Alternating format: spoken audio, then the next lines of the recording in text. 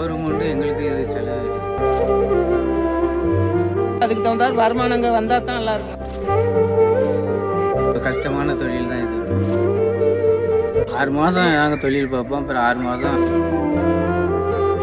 இதே தான் நாங்கள் பாடுபட்டு இதுலேயே தான் கஷ்டப்பட்டு எந்திரிச்சு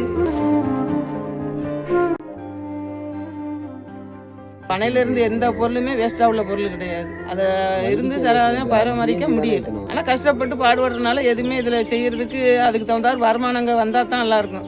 அது இங்கே இல்லை. அதனால தான் வெளியே கிளம்பி வாழ்க்கைலாம் ஓடுறது. இதை நாங்கள் பாடுபட்டு இதுலேயே தான் கஷ்டப்பட்டு எந்திரிச்சு தொழிலே இதாக தான் போச்சுது. எங்கள் வீட்டில் வெளிநாட்டுலாம் போனாலும் அது நிற்கலை. லாஞ்சிக்கும் போனாலும் அது நிற்கலை. கடைசி தொழில் இந்த பனை மரத்தில் தான் வந்து நிற்கும். இப்போ வந்து எங்களால் 10 விடி 15 விடி கூடதுக்குலாம் அதிகமாகலாம் ஏற முடியல.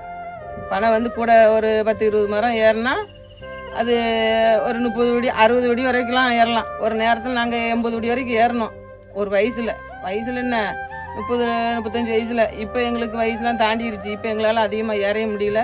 இதில் வந்து கஷ்டம், திடீர்னு கால் வலி வந்துடும், காய்ச்சல் வந்துடும், எல்லா தொழிலும் எல்லாமே வரும். அது கஷ்டமான தொழில் தான் இது. நாங்கள் கஷ்டப்பட்டு விரை வடித்து போட்டு வாங்கி அதுக்கு பையனுக்கு விரை பார்த்து அதெல்லாம் செய்யணும் ரொம்ப கஷ்டம். இப்போ எங்களால் ஒன்றும் செய்யணும். குறுக்கு வலி எனக்கு. மரம் ஏறுறப்போ உங்களுக்கு என்னென்ன கஷ்டம்? மரம் ஏறுறதுக்கும் உடம்புலாம் வலிக்குத்தான் செய்யும். அது கஷ்டம்தான்.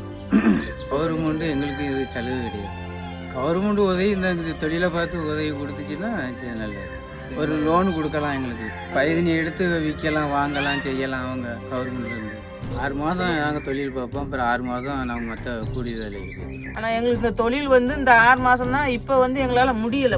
நல்லா நாங்கள் இருக்கும்போது இப்போ எங்களுக்கு வயசு போவையும் இதெல்லாம் நாங்கள் உருப்படியாக செய்ய முடியல. என்னத்தையோ எங்கள் சாப்பாட்டுக்கு தகுந்தாரு இப்போ தொழில் பார்க்குற மாதிரி இருக்குது.